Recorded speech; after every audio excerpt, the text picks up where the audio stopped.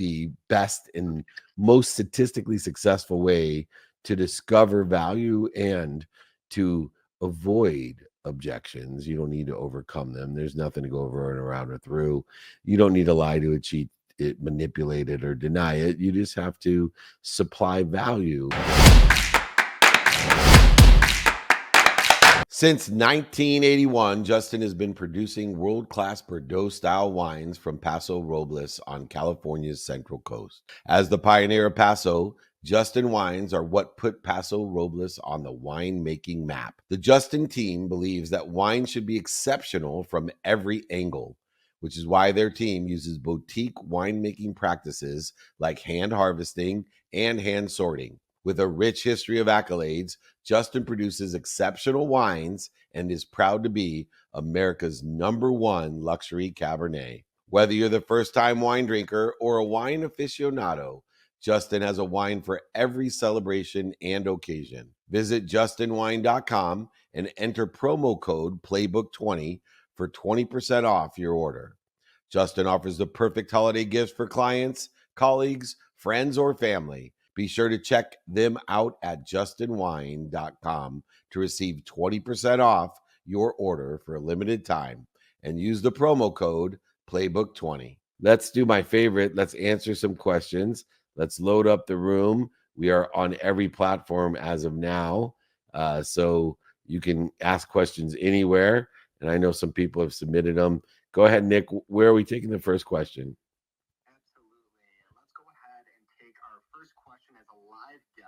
We have our friend DB, who is patiently waiting. So bringing him in now to kick us off with the first question of the day. DB, it's all you, my friend. All right, DB.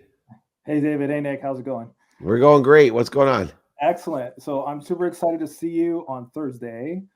And my question, who I think might be helpful for the entire audience, is if you are raising capital for a software firm, what are your top 3 recommendations? What should you have prepared for the investors? What ideally would land? There's 3 things. You need documentation to allow for credibility. That's the #1 thing. So the more credible you are in the investment world, especially with software, the greater the statistical success of them believing what will follow. And too many people don't take the time to spend on credibility, and they don't go through the information that they have, either orally or written in a presentation, with a fine-tooth comb of credibility. 2, understanding what people like and don't like. In other words, emotional connection. People buy on emotion for logical reasons. So you have to have some mechanism to learn what's working, what's not working, what they like and what they don't like, because value will be derived solely upon those 2 areas of being able to facilitate giving people more of what's working or what they like, or taking away what's not working or what they don't like. And the third, to raise money, is your ability to utilize the capabilities of your company and yourself and your team, the software itself, in order to infuse that value of credibility, emotional connection, and impact, to be able to articulate it in a confident and comfortable way to exceed what you're asking for investment-wise. Those are the 3 things. If you can do at a high level, you are guaranteed success if you get in front of enough people.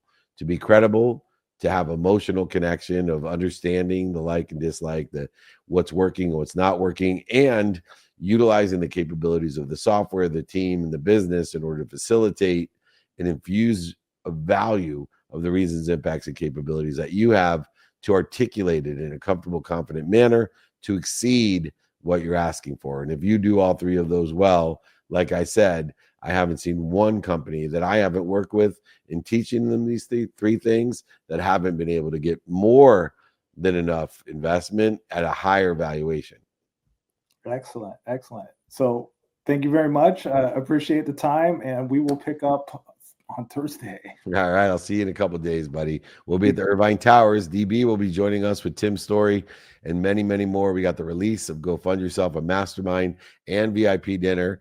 You got to show up in person, on the phone, via email and media.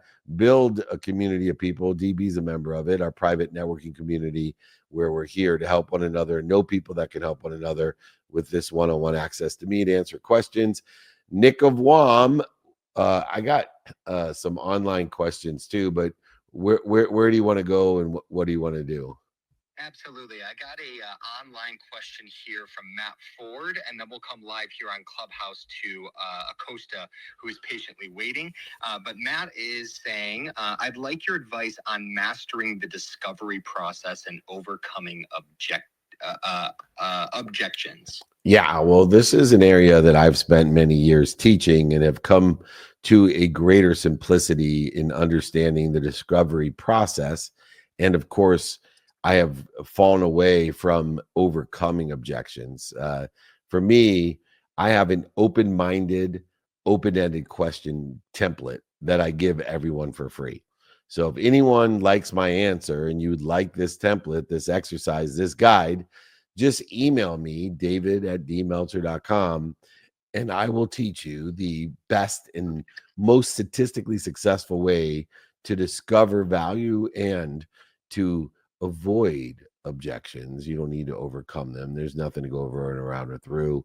You don't need to lie to it, cheat it, manipulate it, or deny it. You just have to supply value, so there are no objections. And so what I've developed is an open-ended and open-minded question guide, where first you have to know that you're dealing with an open mind, because it takes 1,000 times or more the energy and statistical success in order to overcome an closed mind. Now, that doesn't mean give up on the first route, because I use at least a 3-no rule, because closed minds, every mind has a period in which they're open, right? So there are no people that have closed minds all the time, and there's very few people even that have open minds all the time. But the easiest person to sell is a person that has a closed mind, and you catch them when you have an open mind. So using the 3-no rule, we can catch someone with a closed mind that has an open mind. The reason that is statistically successful is that if someone majority of the time has a closed mind and you catch them when they have an open mind, they don't have many other options. So they're the easiest people to sell. But utilizing the open-minded qualifier, moving to the discovery process to avoid objections, not to overcome objections. If we want to avoid objections, we need to know that value, as I mentioned earlier to DB, is derived in 2 ways: giving people what they like or taking away what they don't like, giving them more than what works or taking away what's not working.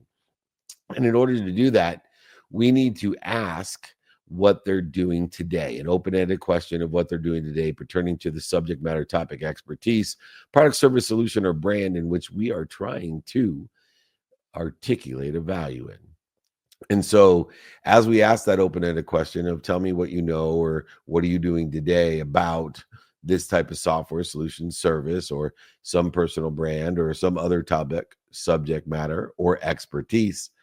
And as we gather data in this discovery process of what they're doing today pertaining to the subject matter, topic, or expertise, or product, service, solution, or value that we're trying to convey, we then can ask the critical question, would it help you if? And as we gather more and more information about what they like or don't like, what's working or what's not working, and we get to would it help you if, the more times they say yes, we then can practice articulating the quantitative value of how we can be of service or value to them to exceed what we're asking for. Therefore, there will be no objections, because they have told you already that it would help them if, and it's just a matter of comfort level and confidence of you articulating that value to exceed what you're asking for. And it also allows you to build the community of people, of open-minded, open-hearted, and open-handed people, by asking the secondary question of, do you know anyone that can help me, including the person that you're talking to? So when we're facilitating an open mind and asking an open question of what they know or what they're doing today according to a product, a service, or a solution, or a subject matter, topic, or expertise in any type of realm, and we continue to ask more and more open-ended questions about how and what they like, how and what is working, how and what doesn't like, and how and what is not working, we then can derive through the capabilities that we have for the reasons, impacts, and those capabilities of value by asking, would it help you if? And do you know anyone that can help me? This open-minded, open-ended question template is proven. It's proven not only to be the most effective, efficient, statistically successful way to discover value, but also to avoid objections, not overcome them. And Matt Ford, I'd be more than happy to give you more information. We'll give you the exercises and the guides. Anyone here, just email me, david@dmeltzer.com. I'm happy to help. Please, everyone, utilize the best way to discover value and to avoid objections. That's awesome. This show is brought to you by BetterHelp. Therapy is a great tool for facing your fears and finding ways to overcome them, because sometimes the scariest thing is not facing our fears in the first place and holding ourselves back. It's helpful for learning positive coping skills and how to set boundaries. It empowers you to be the best version of yourself. It isn't just for those who've experienced major trauma. If you're thinking of starting therapy, give BetterHelp a try. It's entirely online, designed to be convenient, flexible, and suited to your schedule. Just fill out a brief questionnaire to get matched with a licensed therapist and switch therapists anytime for no additional charge. Overcome your fears with BetterHelp. Visit betterhelp.com/playbook today to get a 10% off your first month. That's BetterHelp, HELP.com/playbook. Imagine starting a small business, your first customer, first hire, first real paycheck. But everything isn't just exciting, it's scary. That's where JustWorks come in, the all-in-one platform that supports small business growth. Access seamless tools that help with benefits, payroll, HR, and compliance with transparent pricing. It's time to make payroll painless, run payroll in 90 seconds or less, and automate payments so you can set it and forget it. Did you know in 2023 alone, they processed over 25.6 billion in trusted payroll customers? Don't worry about the paperwork piling up either. They take care of payroll tax documents and reporting to help you stay compliant. Visit justworks.com/podcast to join the thousands of small businesses that trust JustWorks to take care of payroll, benefits, compliance, and more. That's justworks.com/podcast. All right, Nick, I know you're an expert at the open-minded, open question guide, and I know you have made millions of dollars doing that and bringing in incredible success. Who's coming up next, and what question do we have? Absolutely. Doing just a quick reset here, everybody. Welcome and thank you for joining us, whether you're online, as of course we're streaming everywhere, or live here in the Breakfast with Champions on Clubhouse. This is the Ask Me Anything session with David Meltzer. You guys bring the questions, he will bring the answers. So if you are joining us online, please make sure to put your questions in the room chat. And if you're live here on Clubhouse, use that hand icon to request to join the stage. Now, with that said, David, we have Acosta, who is live here patiently waiting. I believe it's John is his first name. So, John, great to see you, my friend. Feel free to unmute yourself and ask away. Hey guys, thanks so much, and thank you, David, for always hosting these awesome AMAs. One of the questions that I have is I deal with, I'm a father, I'm an entrepreneur, I facilitate a modality that deals with unresolved trauma and family systems, and I've been very passionate about this work since 2008. Right, I host a podcast on it, and I write articles on it. I'm very, very passionate about it. But I've found that, the thing that arrests organizations from breaking out of patterns or breaking through ceilings isn't necessarily the ability to deal with the financial side, with the P&L and the balance sheet. It's the ownership or the leadership's ability to deal with unresolved trauma, almost as an unresolved trauma resilience index score. And that people that do have great ideas, that are very talented, separate from the people that have great ideas, are very talented, but have a high unresolved trauma resilience score, that they're able to deal with their crap, right? Let's say it in a colloquial way, but they're extraordinarily successful doing that. And I want to create a PE firm that is a workshop that will acquire organizations through its ability not only to have a healthy P&L, but also deal with this unresolved trauma index score. And I wanted to see is this a crazy idea? Am I on the right track? Am I onto something? And obviously you would be somebody that could ask that question and answer it because of your background. Yeah, I think what's going to be critical, because there's a great value in what you're talking about, is to simplify the vernacular and market and create a marketability of the framing and branding of it. I think you get a little bit too therapeutic when you're talking about trauma. For me, I use a term called emotional expense. Now it becomes a line item. It becomes a column that can actually be quantified in a measurement that is more customary within the context of business. And so I think it's a superb idea. I think there's many different options and opportunities that you can have in order to facilitate value by giving them, like you said, more of what's working, what they like, or taking away what doesn't like. But I would pick a different branding mechanism and a vernacular vocabulary of some sort of expense, like an emotional expense. Stay away from therapeutic terms like trauma and things that may be misperceived as a little bit too subjective in their orientation or too emotional in their facilitation. And so if you can find a better way to recognize and acknowledge the emotional expense of that quote unquote trauma, or some other vernacular that is a line item or can easily be fulfilled in an Excel sheet, I think you'll have great success. And this is a classic example, by the way, of the subtlety of success, and where when we're working within our private networking group and being able to give access to a community, it's also a frequency or a neighborhood where you can see by the comfortability and confidence of your articulation of this value where other people get lost, because we sometimes are too close to our own value that we don't realize a simple switch, from, for example, with us, we started with a private coaching group with networking, but what we really were providing was a private networking group with one-on-one access and help daily. And once we made that shift, thousands of people are resonating with what we're doing and want to be a part of the neighborhood, the frequency, and that value. Here, I believe there's some sort of expense. The best term that I have in a quick review would be an emotional expense in lieu of the traumatic trauma therapeutic language that may cause resistance or confusion. Does that sound fair?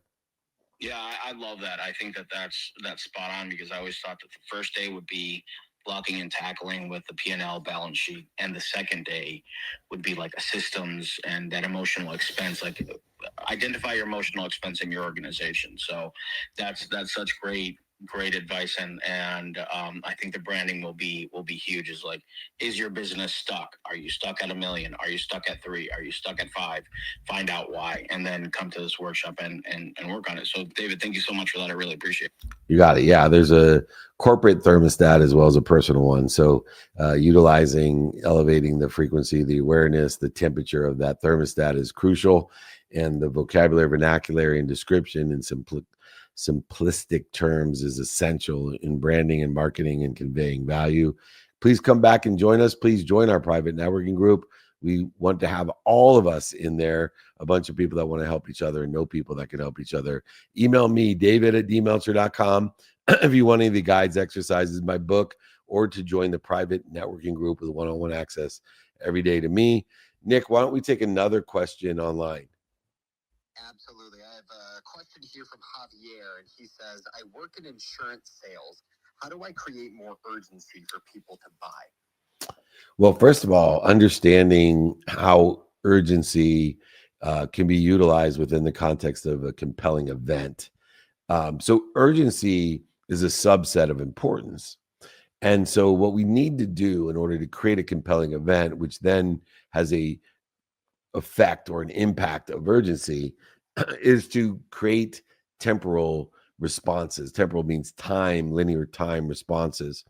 And so what we actually need to do is understand the allowance of people to say no or change their mind.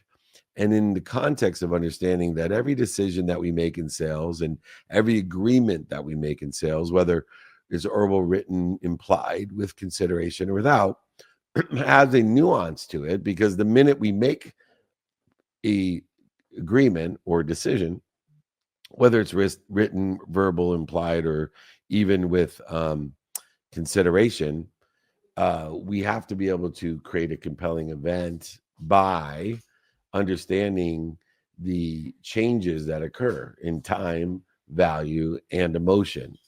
And when we give people permission to change with the time, value, and emotion, instead of trying to coerce them by overselling, back and selling, lying, manipulating, or cheating, or not giving them an opportunity to change their mind or even say no, we actually increase the resistance, which slows down the urgency. And so what I advise people to do, especially in insurance sales, is to utilize a 3-no rule and to allow people to change their mind and say no, and spend your time with either people that have an open mind and are able to convey value, or 2, allow the people to adhere to align with the supplementary and synergistic value that occurs from the time, emotion, and value changing after they said yes, or after they came to a decision or an agreement. Meaning that at some point, the best way to compel somebody to buy is to allow them to change their mind or say no, and to allow the time, emotion, and value that has changed to align with their decision-making process to compel them to move faster, which is a simple message. When you feel as if you are pushing, or you have gotten no response or avoidance responses, I use a 3-no rule, where I simply, on the 3rd time, compel them and create urgency by saying, hey, this obviously isn't the right time. When it is, let me know. 50% or so of the people never call you back, which will give you a huge advantage over your sales process and pipeline. But for the other 50%, those people that actually are interested, by knowing that you've given them the understanding of the time, emotion, and value that has changed, and given them permission to change, and given them permission even to say no, it actually compels them and gives them a sense of urgency to call you back and move forward. So the magic line of the 3-no rules of this obviously isn't the right time, when it is, let me know, not only exponentially saves you time by not chasing people that will never buy, but it is and creates a compelling event, a sense of urgency to get people to buy. So email me. I'll give you the 3-no rule videos and guides and exercises so that you can facilitate that unbelievable compelling event by stating and giving permission of people to change their mind and say no by saying this isn't the right time. When it is, let me know. All right. Awesome. Once again, everybody, please join us. David@dmeltzer.com. We got the best and biggest private networking group for all of us that want to help one another and know people that help one another. We'll buy from each other and sell for each other. Let's create a great community of abundance. All right, Nick Awam, online, in person, on one of the networks. Where are we going and what are we doing?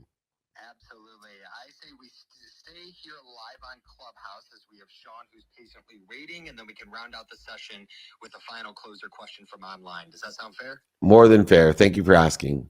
Beautiful. All right, Sean, the mic is yours, my friend. Thank you for patiently waiting. Feel free to unmute yourself and ask away. Great to be on here, guys. So what is the difference between like keeping up with the Joneses and being aligned with where the people who you want to be, or who you want to be in the future? Yeah, there's a big difference, and that's a great question, by the way. No one's ever asked me that. So the difference is keeping up with the Joneses dwells within comparison. Comparison being the thief of joy, comparison creating more resistance, comparison creating a gap of energy between this is what I am and this is what I want people to think I am. Where in the other context of creating teams, aggregates of people to surround yourself, the right people with the right idea, allows you, per subject matter, topic, or expertise, to find the teams that you want to play on and pick what position you want to play in order to facilitate the fastest way to get to where you want to be or better, and to reduce the resistance reduce the voids that are created by keeping up with the Joneses, by picking the team by subject matter, topic, or expertise, and finding the position that you want to play so that you can find someone who sits in the position you want to be on the team and ask them for directions, and then find people on your team that you can give directions to, because the fastest way to get to where you want to be is to find someone that's already there, ask them for directions, or help someone else get to where they want to be or better.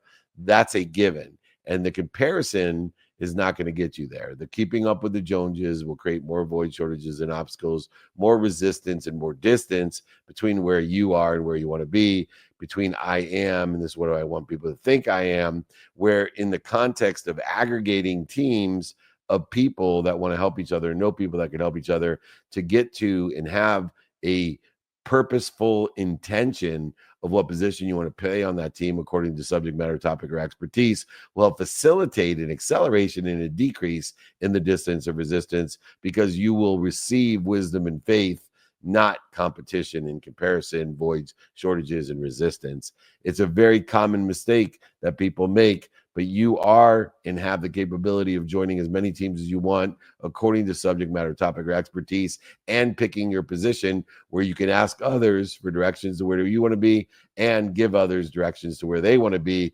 That's why we created our private networking group. That's why we help one another. Fastest way, please join us. We want to provide value to everyone. It's a group of people that want to help each other and know people that can help each other. You got to email me to join us every single day, david@dmeltzer.com. All right, Nick, let's take one last one for the Ask Me Anything grand finale. We'll see everybody Thursday in Irvine. We'll see everybody at the Super Bowl in Charlotte with Ed Milet and me. We'll see him at the Go Fund Yourself release party, Go Fund Yourself filming, meetups, opportunities. And don't forget the Super Bowl. We have SiriusXM, Marshall Falk's culinary event, Players Impact with Patrick Peterson, Calvin Johnson, Ray Lewis, Marshall Falk, Mike Tannenbaum, and the list goes on and on and on. But Ike's Deli on Friday at 1 p.m. in the quarter. It's the more than enough Meltzer sandwich, the no po' boy. That's right. None of us are po'. We all abundant. All right. Anyway, Nick, go ahead. What's the last question online? Absolutely. The last question of the day is from Jonathan Bates, and he says, I work in sales and coaching.